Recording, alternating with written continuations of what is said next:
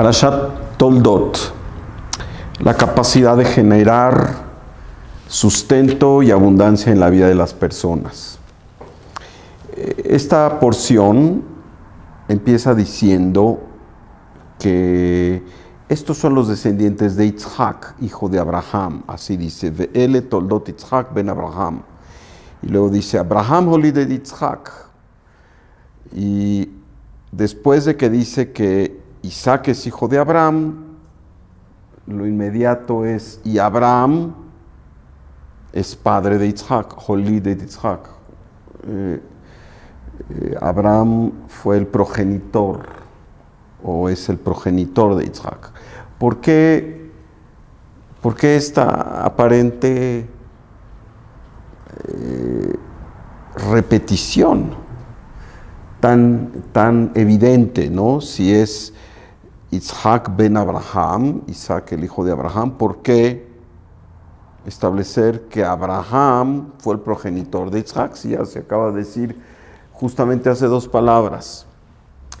Y como siempre decimos, la Torah no tiene ni una palabra, ni una letra, ni un espacio que le sobre o le falta. Es un gran código que tiene que ser desentrañado, y en esta acción de desentrañar, de sumergirnos en las inmensidades de la Torah, es que obtenemos esta energía de vida, de abundancia y de felicidad. La Torah es Hiyut, es vitalidad, es esta fuerza que emana desde lo más elevado de los firmamentos y es trasladada esta fuerza a cada uno de nosotros para nuestro beneficio y nuestra bendición. Así que cuando se dice que Ele Toldot Yitzhak ben Abraham, Abraham holide Yitzhak, y ahí tenemos de nuevo la repetición.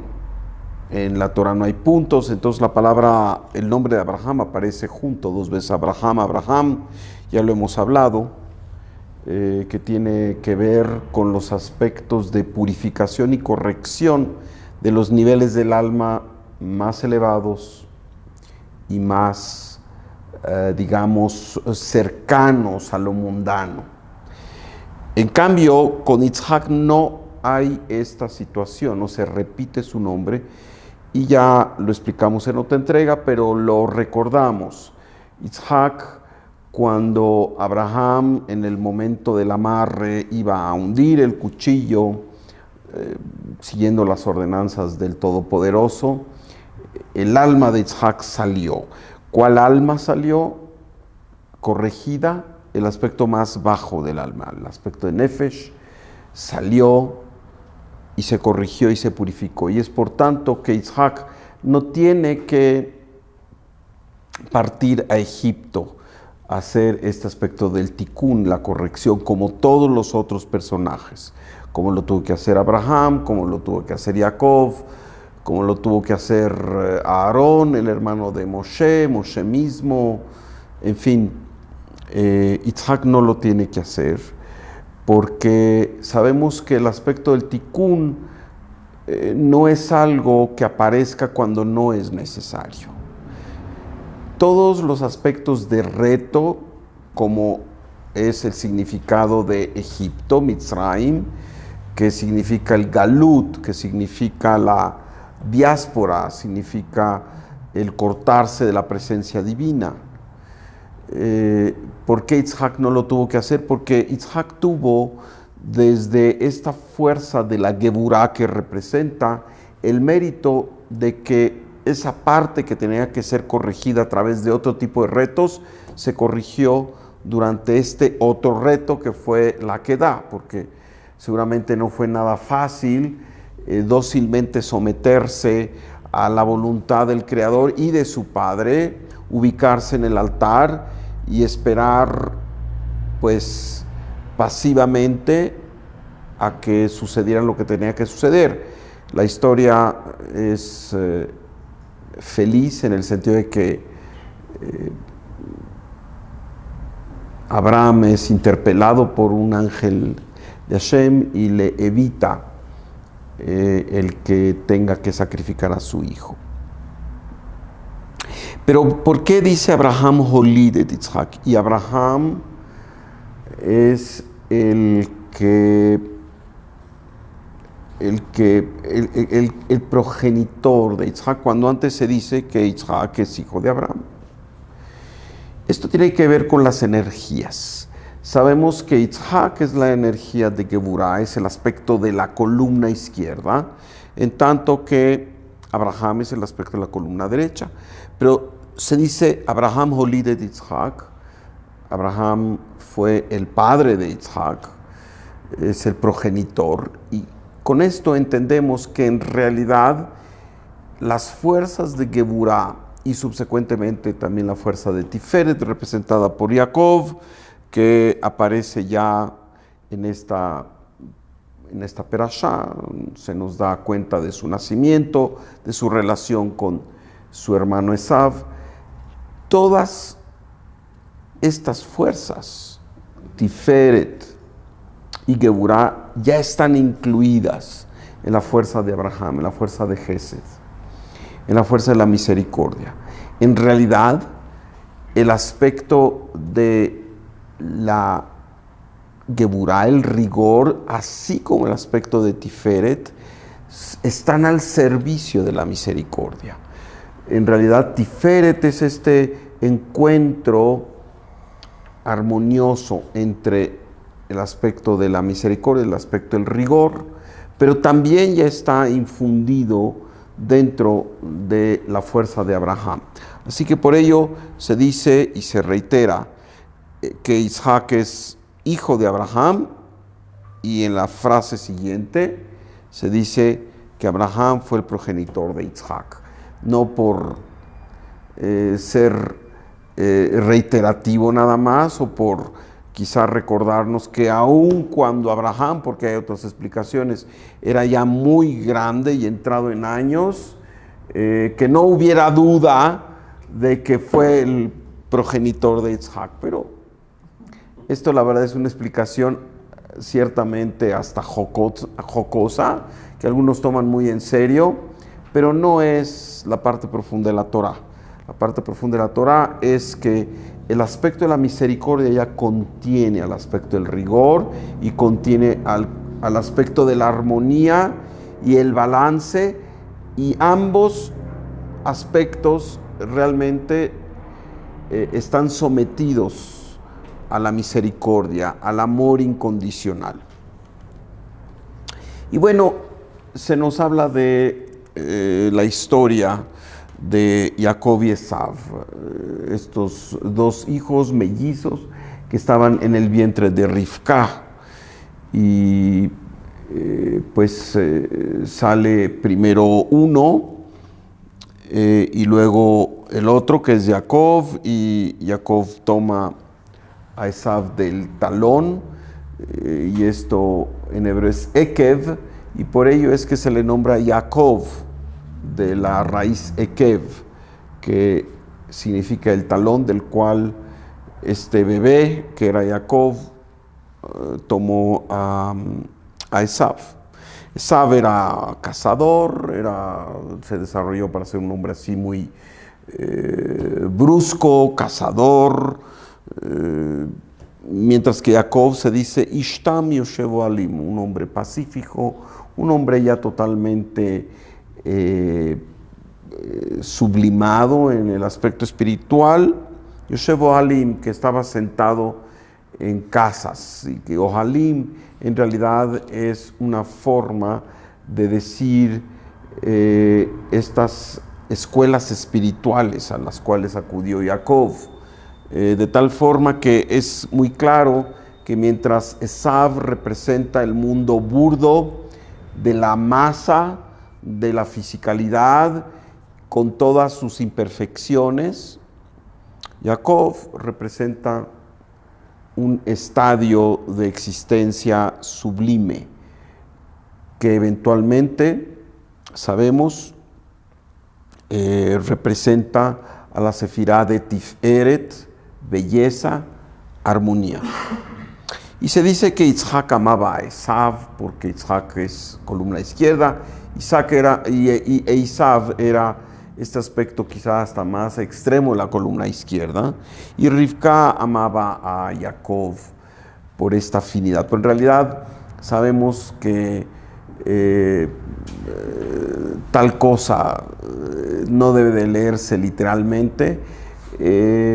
Isaac desde luego tenía esta afinidad con la columna izquierda, pero finalmente, y veremos al final, cuando a lo mejor equivocadamente le da la bendición de primogénito a Jacob, aparentemente en una forma muy externa, equivocadamente, o porque Jacob se disfraza de Esav, y entonces parece ser como si Isaac, que ya no veía bien o ya no veía, pues cae en esa trampita y le da la bendición a Jacob como si fuera Esav, cuando en realidad sabemos que la primogenitura inclusive ya se la había ganado legalmente Jacob, cuando algún día llegó Esav muy cansado de sus faenas en el campo y le dijo a su hermano: estoy muy hambriento, dame de ese potaje rojo que estás haciendo, la famosa sopa de lentejas. Y Jacob le dijo: sí, muy bien, pero a cambio de eso me das tu primogenitura. Y Esav dijo: sí, te doy mi primogenitura. Finalmente dice: me voy a morir, así que ¿para qué quiero la primogenitura? Esa es la conversación entre Esav y Jacob.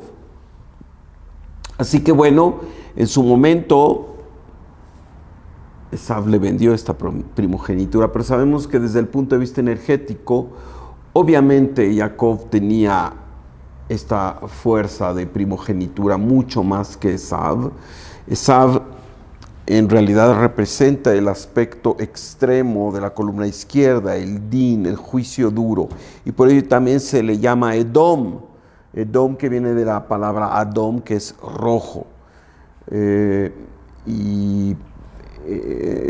Sabemos que más adelante, desde luego cuando hay esta situación en donde pierde la primogenitura a favor de su hermano Jacob, y pues desde luego se enoja, esto le causa un desasosiego inmenso. Y por ello Rivka le recomienda que se vaya de la casa. Rivka le recomienda que salga de la casa paterna y se vaya, pero Isaac también luego. No es como si él huyera como forajido, ¿verdad? Isaac también sabía que él se iba a ir, y es más, Isaac le dijo: por favor, vete a casa de la parentela, vete a casa de Labán y de Betuel, y allí por favor quiero que encuentres una mujer como yo encontré a tu madre Rivka. Entonces sí sabía, desde luego. Así que bueno, Jacob parte un tanto huyendo del celo de su hermano Esav. Toda esta historia, que a un nivel textual es dramática, ¿no? La desavenencia entre hermanos, la preferencia de un padre por uno de los hijos y la madre por el otro, que se da ciertamente en nuestra vida mundana, pero como que no es de esperarse que se dé entre estas almas portentosas de los patriarcas y las matriarcas, en donde ellos imitan esta fuerza del Creador, que es una fuerza de ecuanimidad, una fuerza de balance. Así que desde luego debe de haber mucha más fuerza que el aspecto textual. Y entendemos que en realidad esta historia de Jacob y de Esav es en una forma la historia de la humanidad y la historia de cada uno de nosotros. es la historia de una fuerza que es la fuerza que construye y otra es una fuerza egótica y de destrucción que está representada por Esav. Aclaramos que así como Ismael en su momento también tuvo esta situación de desconexión y inclusive Abraham mismo le pidió a Agar, a su concubina, que se fueran de la casa, ¿no? Imagínense un padre que tiene que correr a su concubina y a su hijo. Y bueno, esto por la desafinidad de esta energía de Ismael, pero al final sabemos, cuando se nos detalla en el capítulo de la Torá, capítulo anterior de Hayei Sarah, donde también se nos detalla de la muerte de Ismael, y también se nos detalla en las mismas formas en que se detalla la muerte de Sarah,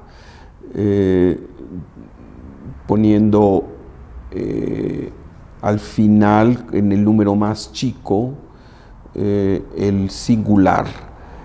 Quiere decir que al final Ismael recapacitó, hizo teshuvá y fue, se dice, un tzadik también, y por tanto tuvo este merecimiento de ser considerado como un patriarca también de pueblos. Al igual Esav, aun cuando pareciera que era un ser negativo, al final se nos dice en un momento cómo igualmente hizo teshuvá, se reivindicó, superó en parte, no como Ismael, el aspecto del ego. Y se dice que que en su momento honró también a su padre Yitzhak, Esav. Así que es por ello que se nos dice en la cueva de Machpelah también está la cabeza de Esav, no todo su cuerpo. ¿Por qué? Porque la parte de las 13 sefirot de arriba, Keter, Jochma y Binah, fueron superadas, pero en Esav nunca fue superado el aspecto de la acción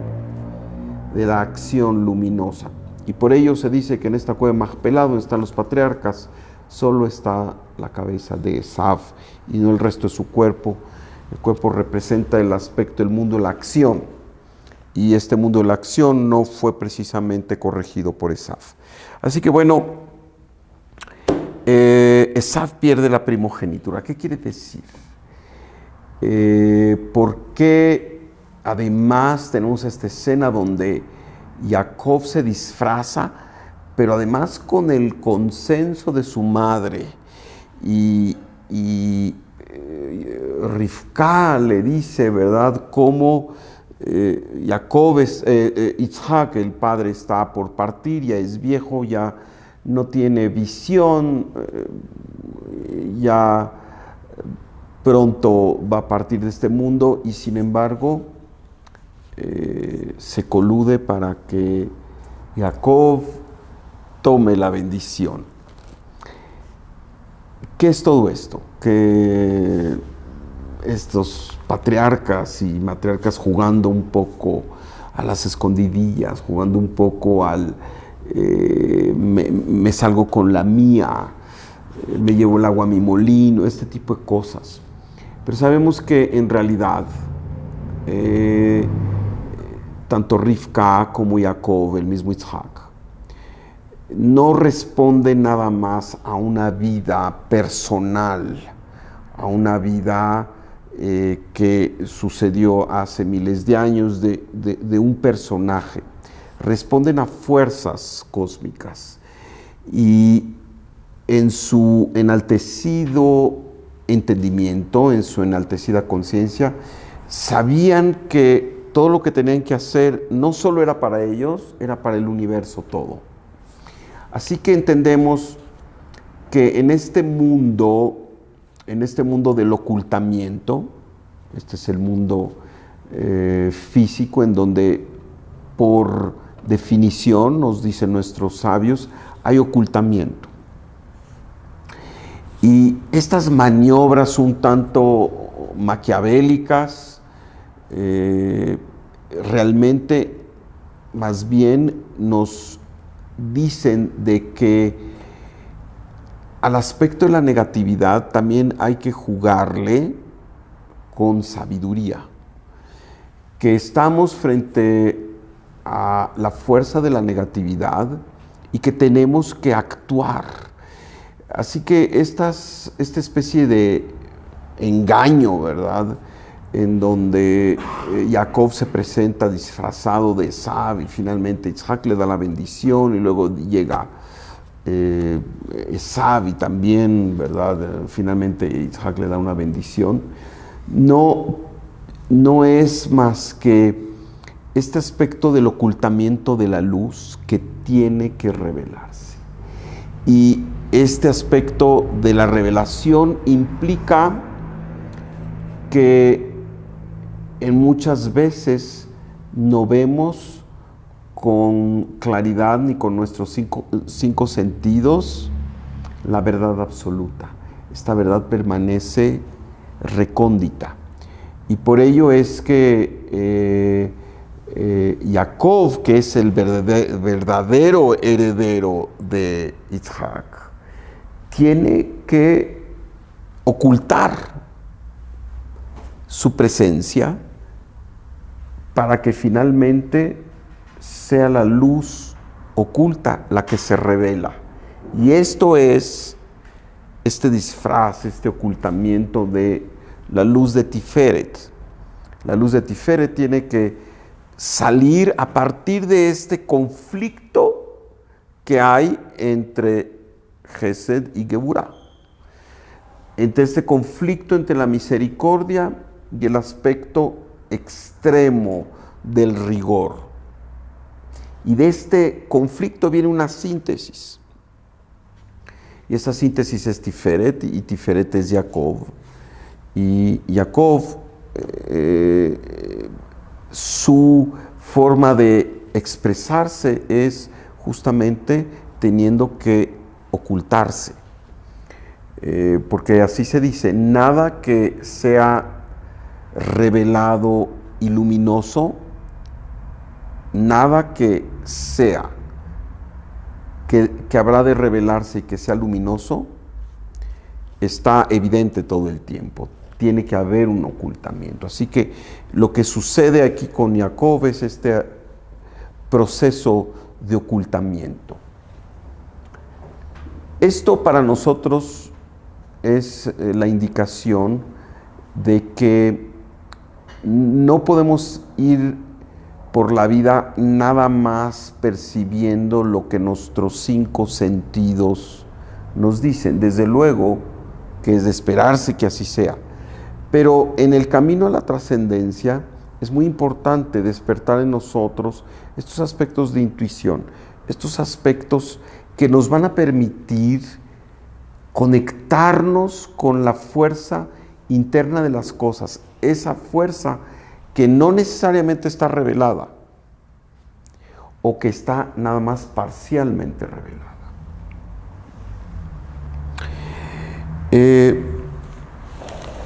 En este capítulo se nos habla de la revelación de la energía de la abundancia en dos ocasiones. Primera ocasión es cuando se dice en el versículo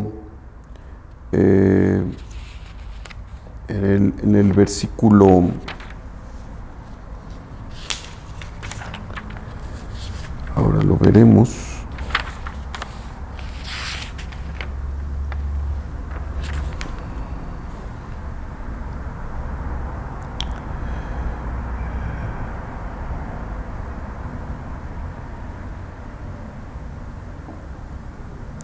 En el versículo que dice Vayizra Yitzhak ba'aretz ahi vayimtza Bashanahi mea sharim vaibarjeu Adonai. Que quiere decir que en esa ocasión Yitzhak sembró y obtuvo 100 veces más, por lo mismo que sembró en otras ocasiones.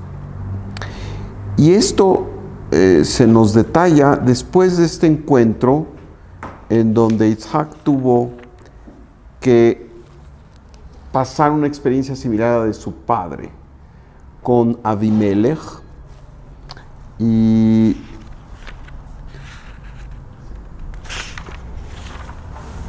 tiene que vivir con los filisteos. Y en esa ocasión, así como Abraham tuvo que pedirle a Sara que dijera que era su hermana, otra vez este aspecto de ocultamiento, ¿para qué? Para ser inmune al aspecto de la negatividad cuando estaba en Egipto. Y en este caso, Abimelech igualmente, al que le dicen que Rivka es hermana de Yitzhak. Sin embargo, él mismo percibe que Rivka e Yitzhak están en esta relación conyugal y manda a llamar a Yitzhak. Le dice: ¿por qué me haces esto? ¿Por qué por poco uno de mi gente, ¿verdad?, se acuesta con tu esposa? Pero lejos de enojarse, Abimelech llena de bendiciones a Yitzhak y de riquezas. Y es justo después de este encuentro que se nos detalla que Yitzhak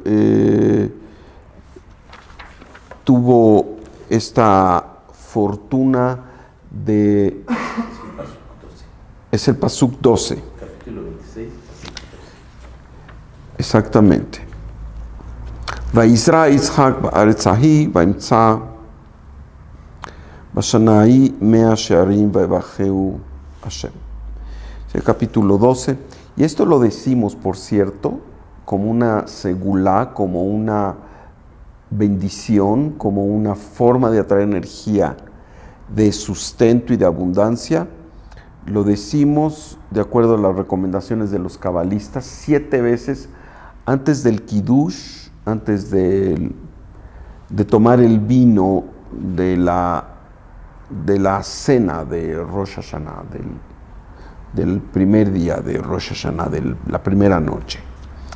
Y esto con la idea de que en realidad este aspecto de bendición y de abundancia y de sustento está oculto.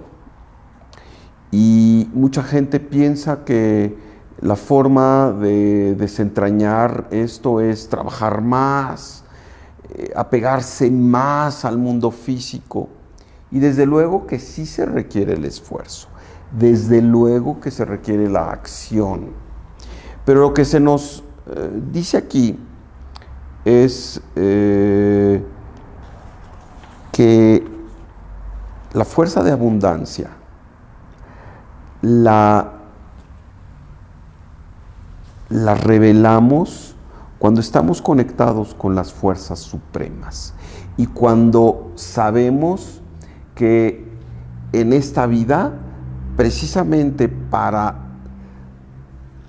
abrir las puertas de la abundancia, tenemos que estar dispuestos a tener toda la certeza y además pasar por pruebas. En este caso, Yitzhak sabemos que pasó por esta situación de Abimelech.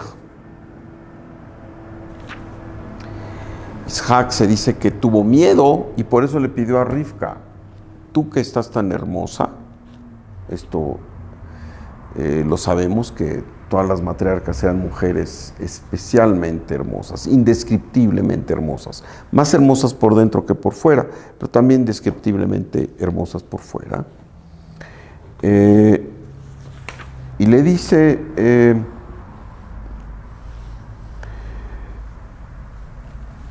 cuando Abimelech le interpela y le dice, ¿por qué dijiste que era tu hermana y no era tu esposa?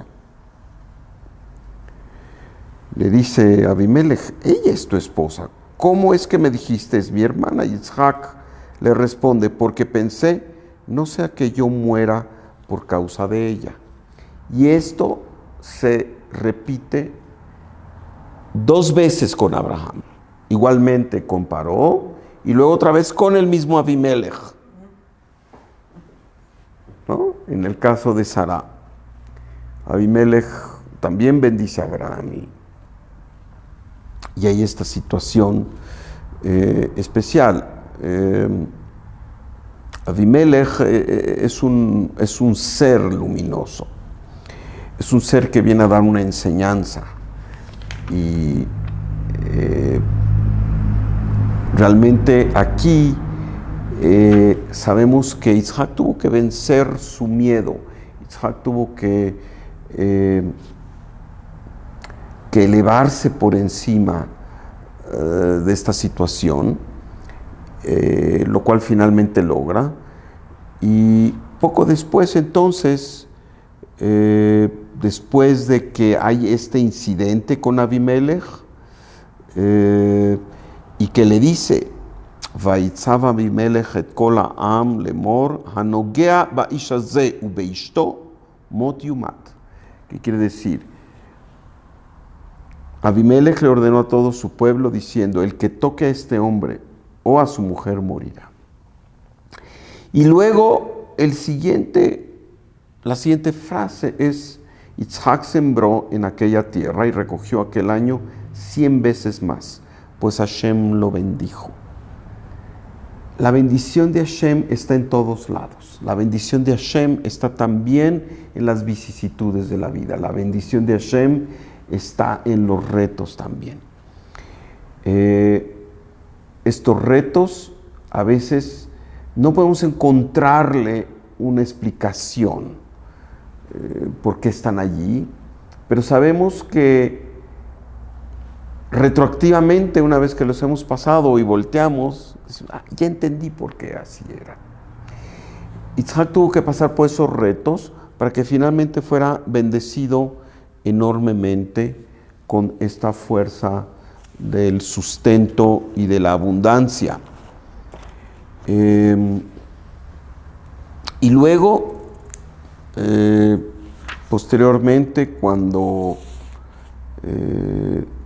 da Isaac bendiciones a Jacob y a Esav, en estos términos que ya comentamos, donde hubo este ocultamiento por parte de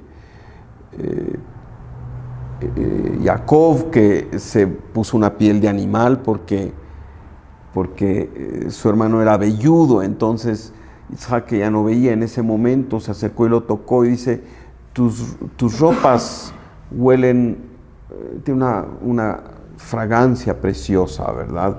Y además tu piel es la piel de Esav, pero tu voz es la voz de Jacob. Y Jacob dice, no, padre, yo soy Esav, dame la bendición. Y Isaac procede a darle esta bendición. Le dice, ¿eres realmente mi hijo Esav? Y Jacob responde sin ninguna cortapisa, yo soy. No dijo yo soy Esav, dijo yo soy. Y entonces le dijo Isaac, tráeme y comeré de las ricuras de casa que me preparaste para que te bendiga mi alma. Y Jacob, acercó esta comida que también ya había preparado, le trajo vino y bebió, y le dijo Isaac, hijo mío, acércate y bésame. Y se acercó y lo besó. Isaac sintió la fragancia de sus prendas, como habíamos dicho, y lo bendijo y le dijo, la fragancia es de mi hijo, es como la fragancia de un campo que bendijo a Hashem. Y poco después se da esta enorme bendición que complementa a la anterior, que dice en hebreo, Vayiten lecha Elohim mital hashamayim umishmanei haaretz verov dagan vetirosh.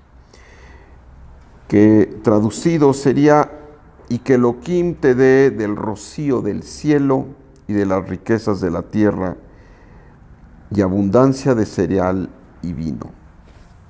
Y también le dijo otras cosas, que te sirvan pueblos y naciones, etc.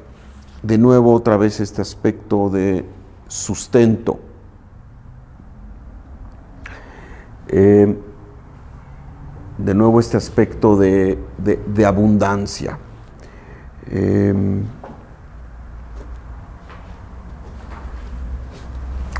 Nos dicen los cabalistas, y nos dice el Zohar mismo, que el aspecto de la abundancia económica no depende del zehut, no depende del mérito, sino depende de lo que se llama mazal. Y esto es algo que es un tanto engañoso. La palabra mazal, y decimos en hebreo mazal tov, generalmente se traduce como que tengas buena suerte, y lo decimos en cumpleaños, y lo decimos en bodas, y lo decimos cuando hay un evento feliz, decimos mazal tov. ¿Qué quiere decir mazal? Mazal es algo azaroso, es suerte.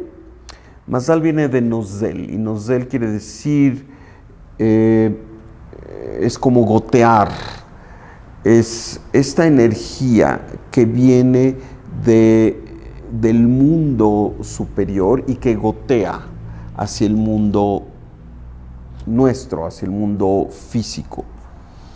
Así que se nos dice que hay tres aspectos que no dependen del zehut, no dependen del mérito, zehut es mérito, sino que dependen del mazal, dependen de lo que ya está establecido y que gotea naturalmente. ¿Y cuáles son estos tres aspectos? El número de hijos, la salud, es decir, los años de vida, y el sustento. No dependen del mérito, sino de algo más llamado mazal. Y uno quisiera entender, bueno, entonces, ¿para qué me esfuerzo en querer tener más dinero, o en hacer una familia, o en cuidarme en mi salud, si eso ya está predestinado? Lo importante aquí hay que entender que, y por cierto, dicen los cabalistas, si eso no estuviese predestinado, habría muchísimos errores en la vida de los seres humanos. Así que eso ya está determinado por la inteligencia suprema, y nosotros tenemos el libre albedrío de cómo gobernar estos aspectos, de cómo utilizar el sustento que tenemos, de cómo educar a nuestros hijos, de cómo llevar a cabo esta vida familiar. Esto depende de nosotros, y desde luego de la calidad de vida en términos de nuestra salud. Tenemos este libre albedrío que desde luego es amplio y tiene mucha latitud. Entre estos tres puntales que nos dicen los cabalistas están predeterminados. Uno de los aspectos importantes, y por lo cual está aquí cuando se habla de Isaac y de su vida y de todo lo que sucedió con él y de sus hijos, y sabemos otra vez, Isaac representa la fuerza de Geburah. Los cabalistas nos dicen que en realidad es cómo nosotros desempeñamos el aspecto del rigor, de la Geburah, que afectamos este aspecto llamado zehut o mérito. Y para ello nos dice Isaac Luria que la numerología de la palabra zehut, en hebreo mérito, es de 433. Y esto tiene que ver con 2 veces la numerología de la palabra geburah, que quiere decir rigor, juicio, que suma 216 por 2 es 432, más 1, que es la palabra geburah. Entonces, geburah 2 veces tiene que ver con ganarse el zehut. ¿Cómo es que nosotros lidiamos con el aspecto de la geburah? ¿Cómo es que nosotros manejamos este aspecto del rigor? ¿Cómo es que nosotros podemos tener 2 dimensiones y por ello es 2 veces 216, que finalmente suma 432, más la palabra en sí, 433, que es zehut, que es mérito? ¿Qué quiere decir esto? Geburah puede ser manejada con la cualidad, por ejemplo, de Esaf, una cualidad egótica, una cualidad de dominio, una cualidad de desconexión, una cualidad de rigor innecesario. Y la otra es la geburah que utilizamos para poner orden en nuestra vida. La geburah que ponemos en nuestra vida y ante los demás para entender que en esta vida hay reglas, hay causas y hay efectos, y que también estamos aquí para poder limitar el tema del pan de la vergüenza en los demás y en nosotros mismos. Pan de la vergüenza es recibir sin dar nada a cambio. Si nosotros no anteponemos el aspecto de geburah, que es rigor, entonces no hay estructura y entonces fácilmente caemos en lo que eventualmente también será la columna central, que es la restricción, es el aspecto de la armonía, que tiene que ver con hacer un rechazo de aquello que viene fácilmente. Sin la geburah, nosotros caemos en el aspecto del pan de la vergüenza. Y la geburah es algo que ejercemos hacia nosotros mismos y hacia los demás. Y cuando nosotros ejercemos esta geburah en forma luminosa, así como Yitzhak Avinu, así como es la esencia de esta geburah de Yitzhak Avinu, entonces le abrimos las puertas al zehut, le abrimos las puertas al mérito. Y entonces nos dicen, dentro de lo establecido, podemos también tener una influencia. De tal manera que podemos sin alterar las reglas básicas del cosmos, beneficiarnos de aquello que ya está establecido para nosotros. Hay una latitud.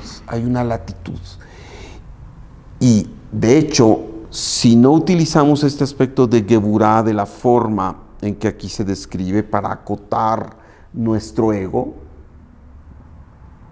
esa es la idea. Perdemos el zehut, perdemos el mérito de obtener aspectos que de otra manera están allí preparados para darse y que impedimos que se den. ¿Por qué? Porque mucho tiene que ver el uso de la geburah.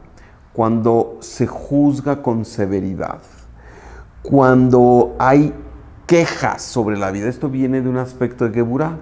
¿Por qué? Porque yo soy tan maravilloso que me merezco que todo fluya de una forma automática, y entonces estamos hablando de arquetipos, de situaciones típicas. Entonces hay mucha gente que le gusta quejarse, y el quejarse es la no aceptación de la realidad que tiene que vivir. Y el quejarse es también anteponer esta situación en donde uno dice: yo no soy responsable, otro es responsable, yo soy meritorio, yo nada más tengo que recibir. La fuerza de esta perashá, la fuerza de recibir este sustento, tiene mucho que ver con la forma en que nosotros manejamos el aspecto de Geburá.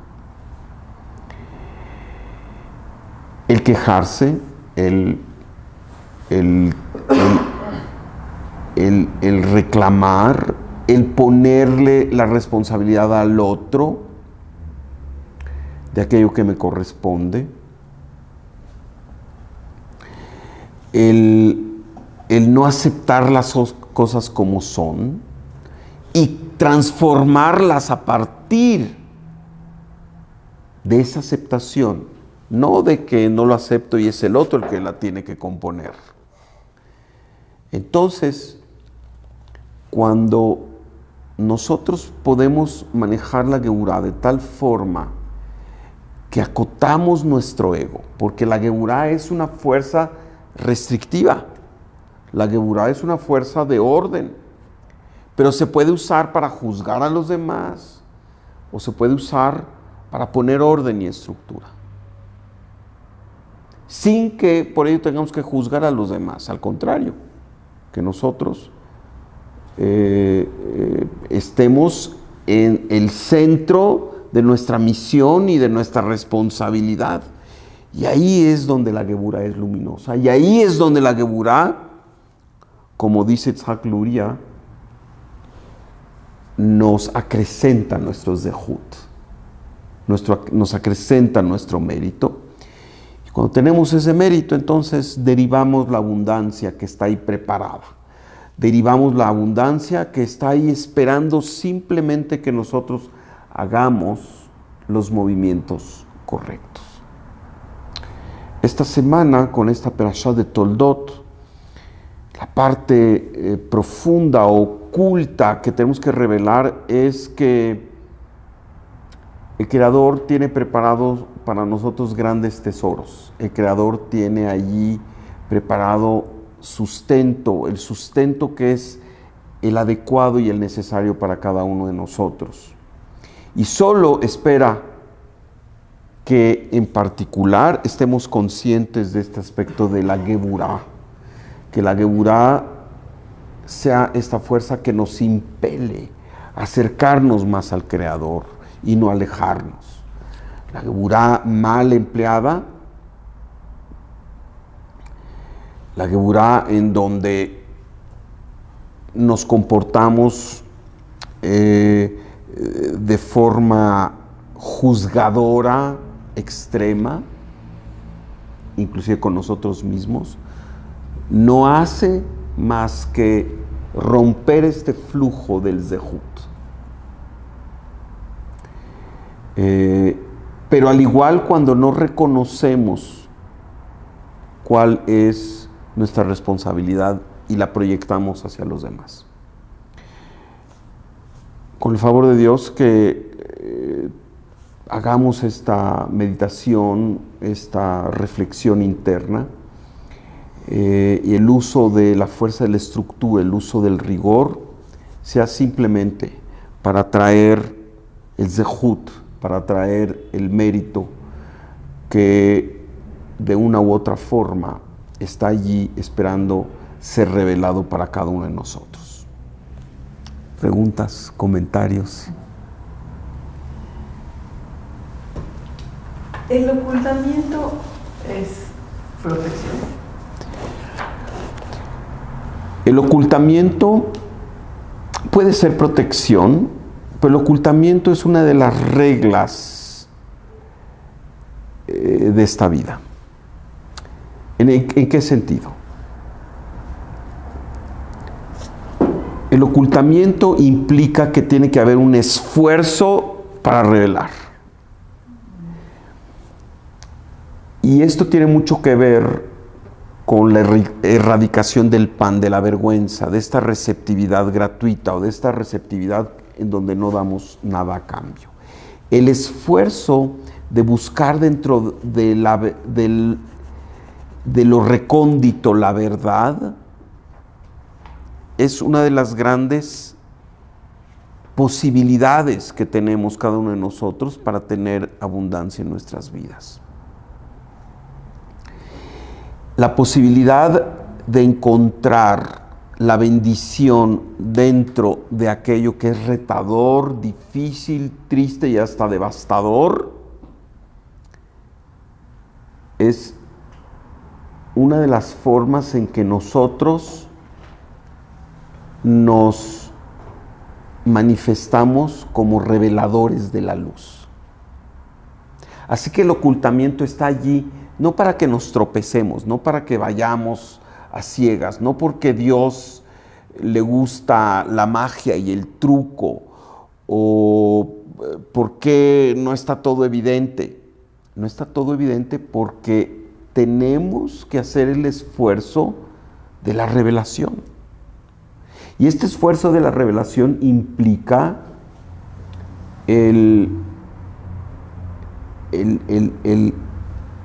la búsqueda, el camino de la espiritualidad. Sin la espiritualidad, sin el trabajo de la conciencia, no puede haber revelación y mucho menos salvación. Por ello,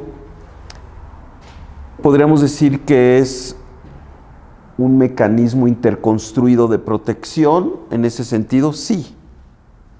Porque si estuviera revelado todo aquello que no nos corresponde, nos evaporaríamos de este universo. Por recibir esa fuerza, para lo cual no tenemos vasija. El ocultamiento nos obliga a hacer este esfuerzo todos los días para revelar la luz con un mérito. Es este esfuerzo que borra el pan de la vergüenza. Así que no nos asustemos cuando nos enfrentamos, como yo creo que todos los días nos enfrentamos, ante situaciones que parece que no tienen sentido.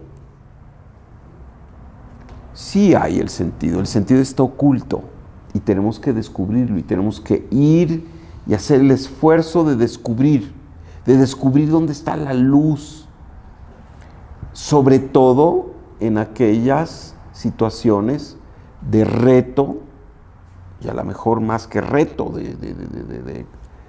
de catástrofe, porque si al final sabemos que todo es para bien, todo es para bien. ¿Cuándo es que se va a revelar ese bien? Solo el Creador es el que maneja esos tiempos. Nosotros, nuestra misión no está cuestionar al Creador, oye, ya revélalo, ya hice yo tanto esfuerzo, por favor, ya es el momento. No es nuestra misión. Y de hecho esta postura es una postura egótica donde sentimos que nos merecemos ya en el momento en que nosotros hacemos nuestros cálculos, que en ese momento tiene que llegar la bendición y la revelación. El Creador, que lo ve todo, tiene otra métrica. Y la verdad es que cuando estamos en el camino espiritual, una de las cosas que queremos hacer con nuestra plegaria, con nuestra meditación, con nuestra reflexión, con nuestras acciones luminosas, es apegarnos a la voluntad del Creador. Tener la sabiduría de apegarnos a la voluntad del Creador y fluir con esa voluntad del Creador, de tal manera que Él nos lleva, si es que nos dejamos, si es que lo permitimos, si es que no somos rebeldes, si es que no ponemos resistencia, nos lleva al lugar de la abundancia.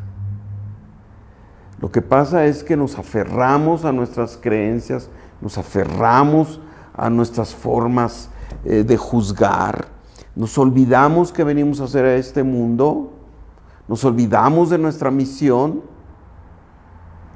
Y así como entramos y salimos en la dimensión divina, también el Creador entra y sale, así dicen nuestros sabios. Lo importante es que un manejo luminoso de la Geburah nos trae esta iluminación que al final abre los portales del Zehut y nos llenamos de esta fuerza y de esta bendición. Y esta es la fuerza de esta perashá.